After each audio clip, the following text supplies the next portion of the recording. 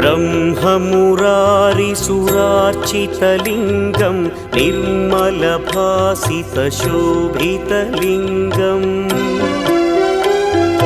जन्मजदुःखविनाशकलिङ्गं तत्प्रणमामि सदा शिवलिङ्गम्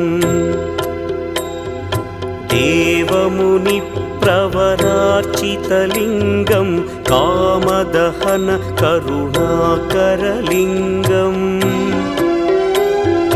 रावणदर्पविनाशकलिङ्गं तत्प्रणमामि सदा शिवलिङ्गम्